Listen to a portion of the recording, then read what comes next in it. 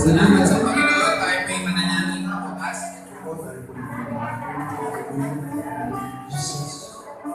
Thank you, Father God. Thank you, Jesus. Thank you, Holy Ghost. Aming aming Diyos na makapangyarihan sa amin. Salamat po sa araw na ito. Thank you for your sweetness and gentleness of presence of the Holy Spirit. Hallelujah. Lord, dalangin ko po na manatili po ang Espiritu sa amin at manatili din po kayo sa kanis sa inyo, O Diyos, sa inyong presensya. Kahit po kami, Panginoon, ay nasa trabaho namin, dalangin po namin na palagi po kami sasamahan ng mga banal na Espiritu, O Diyos. Hindi lang po, Panginoon, dito sa aming simbahan. Sabi po sa inyong mga salita, maging ilaw kami sa nagiging. Salamat po sa kapuspusan ng bawat isa ng mga kapatid. Hallelujah. Ganun din po, Diyos, niladalangin ko po ang aming pastor, hallelujah, sa patuloy na pagkasing niyo sa kanyang continuing anointing of your power and Holy Spirit, O Diyos. Salamat po. At sa ngayon po, O Diyos, sa aming pansamantalang pag-iwalay, dalangin ko po kung paano po kami ingatan papunta sa aming bahay-sambahan. Ingatan din niyo po kami sa aming patuloy.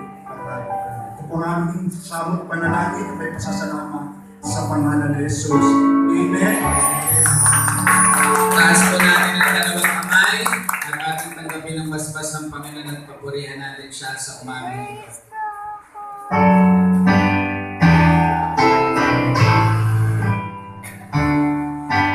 Praise God from whom all blessings flow. Praise Him, all creatures here below. Praise Him above the heavenly hosts.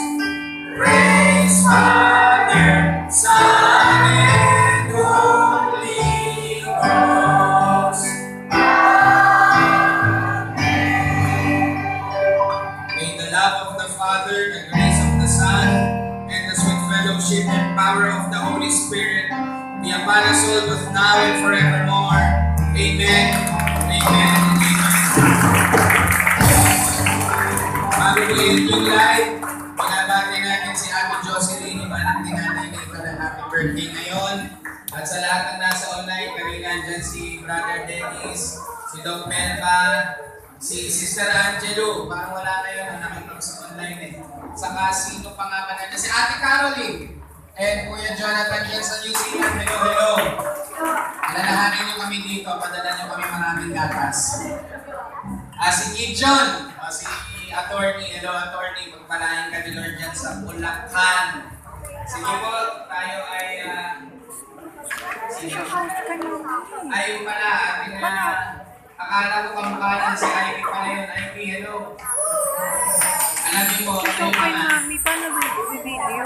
Paano pa-post yung akala ko kamag-anak Facebook? Kasi si Ivy po ay parang kagaya nito mga bata lang na ito dati. Ngayon ay full-grown lady na rin.